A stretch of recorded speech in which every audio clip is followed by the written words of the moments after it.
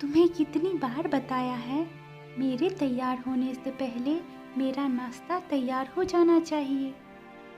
शादी के 25 सालों बाद भी मुझे क्यों बार बार एक ही बात बतानी पड़ती है आशा? तुम्हें क्या है, तुम तो आराम से घर पर रहोगी, मुझे काम पर जाना पड़ता है। तुम हो कि हमेशा बेवकूफ़ों जैसी हरकत करती हो। अगर तुम यह जानबूझकर करती हो तो याद रखना, मुझसे बुरा कोई नहीं होगा। आज भी सुधीर का पारा चढ़ा हुआ था। इन कटु शब्दों में अपना गुस्सा उतारते हुए, गीला तौलिया कुर्सी पर फेंकते हुए सुधीर गुस्से से आशा की तरफ देखने लगा।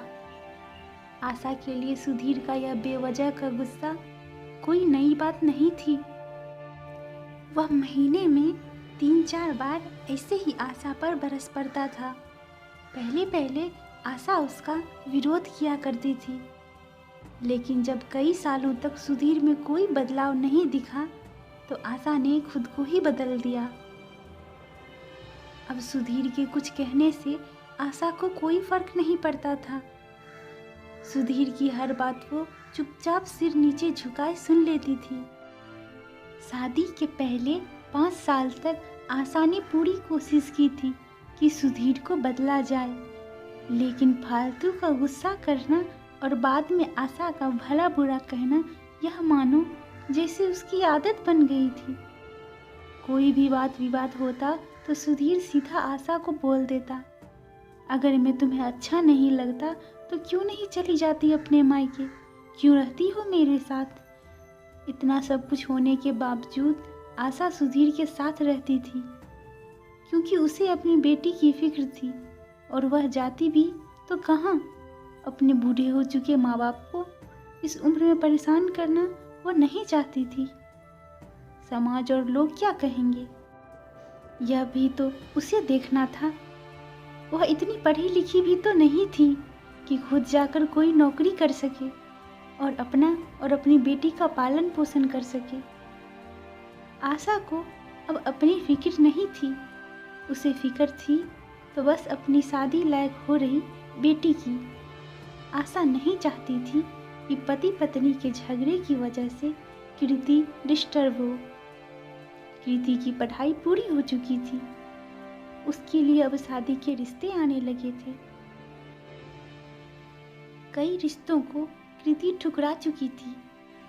2-3 महीनों बाद एक अच्छा रिश्ता आया। रिश्तेदारों और पहचान के लोगों ने भी लड़के के बहुत गुणगान किए थे। सुधीर एक शाम अपनी बेटी के पास बैठकर उसे बताने लगा, कृति बहुत अच्छा लड़का है, पढ़ा लिखा है, बड़ा घर है, बहुत अच्छी नौकरी है। ऐसे रिश्ते बार बार नहीं आते बेटा, इस बार मना मत करना। कृति अपने पिता से ज़्यादा बात नहीं करती थी, शायद डरती थी या शायद नफरत करती थी, लेकिन आज वो अपनी पूरी हिम्मत इकट्ठा करके बोली, मुझे अभी शादी नहीं करनी है पापा, मैं नौकरी करना चाहती हूँ, खुद अपने पैरों पर खड़ी होना चाहती हूँ। हाँ तो उसमें क्या बड़ी बात है, मैंने लड़के से बात की है, वह तुम्हें किसी बात के लिए नहीं रोकेगा। तुम शादी के बाद भी नौकरी कर सकती हो, वह तुम्हें नौकरी के लिए परमिशन दे देगा। सुधीर बोला, मेरा नौकरी करना या ना करना उसकी परमिशन पर क्यों डिपेंड रहेगा पापा? कृति ने पूछा। मैं कह रहा हूँ ना, तुम्हें किसी भी चीज़ की कमी नहीं होगी वहाँ। ऐसे रिश्ते बार बार नहीं आते, इसे ठुकरा मत। सुधीर बोला, पापा क्या मैं उतनी खुश रहूँगी जितनी मम्मी इस घर में खुश है? कृति ने तंज कसते हुए कहा, आज तुम्हारी जुबान कुछ ज़्यादा नहीं चल रही? सुधीर गुस्से से आंख बड़ी करते हुए बोला, पापा मुझे शादी ही नहीं करनी है, क्योंकि शादी के बाद अगर वह लड़का आपके जैसा निकला तो मैं क्या करूँगी? मुझे आपके जैसा जीवन साथी नहीं चाहिए, जो बिना बात के मुझ पर हमेशा चिल्लाए। मुझे कुछ भी अपनी पसंद का लेना हो तो 10 बार सोचना पड़े, कहीं वो नाराज न हो जाए। मेरी तबीयत कैसी भी हो उसे परवाह न हो। रोटी थोड़ी सी मोटी बन जाए तो घर सर पर उठा ले। उसकी चेकबुक ना मिले तो भी मेरा ही दोष निकाले और हर छोटी मोटी बात पर मुझे मायके जाने के लिए कहे। कृति अपना दिल खाली करते हुए पापा से सब कह दी। सुधीर का गुस्सा सातवें आसमान पर था, लेकिन उसके मुंह से एक भी शब्द फूट नहीं रहा था। वो कृति की बातें सुन रहा था। कृति उतना ही बोलकर चुप नहीं हुई। आज पहली बार वह अपने पापा के सामने इतना कुछ बोल रही थी।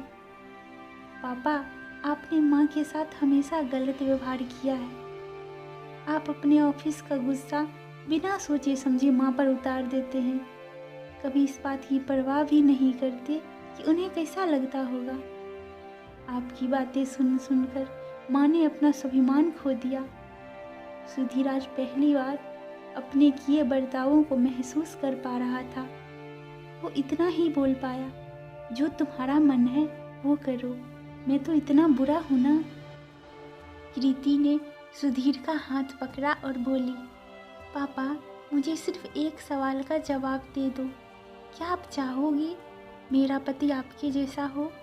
अगर आपका जवाब हाँ है तो कर दीजिए मेरा रिश्ता आज ही, और ना है तो मुझे आत्मनिर्भर बनने दीजिए। सुधीर कुछ भी ना बोल पाया और वहाँ से चुपचाप बाहर चला गया। आज उसे आशा के सामने जाने में शर्म आ रही थी। चलते चलते उसकी आंखों से आंसू बह रहे थे। सुधीर ने आज अपने आप को बदलने का निश्चय किया। अगले दिन से आशा ने अपने पति में काफ़ी बदलाव देखा। वह सोचने लगी कि जो हिम्मत कृति ने दिखाई है, वह हिम्मत अगर मैं पहले दिखा देती तो शायद आज परिस्थिति कुछ और होती। अब कृति पढ़ लिख कर अच्छी नौकरी करने लगी थी और 3 साल बाद उसके लिए एक अच्छा रिश्ता आया। और उसकी विदाई पर सुधीर बोला, बेटा, तू हमेशा खुश रहेगी क्योंकि तेरा पति तेरे बाप जैसा नहीं है। सुधीर की यह बात सुनकर आशा और कृति की आंखों से आंसू बहने लगे। दोस्तों, हमारे समाज में औरतों को भले ही देवी का दर्जा दिया जाता है, लेकिन वह स्वतंत्रता नहीं दी जाती जो उन्हें देनी चाहिए। उन्हें बचपन से बताया जाता है कि वह पराया धन। स्कूल से आने में देरी हो जाए तो पिटाई मिलती है। मोबाइल पर बातें करते दिख जाए या खिड़की से बाहर झांकते दिख जाए तो शक किया जाता है। माँ बाप का घर तुम्हारा नहीं है, पति का घर तुम्हारा घर है। जीवन भर यह बातें बता बता कर उन्हें ससुराल भेज दिया जाता है और एक दिन किसी छोटे मोटे झगड़े में ससुराल वालों से उन्हें सुनना पड़ता है कि इस घर को छोड़ दो और मायके चली जाओ।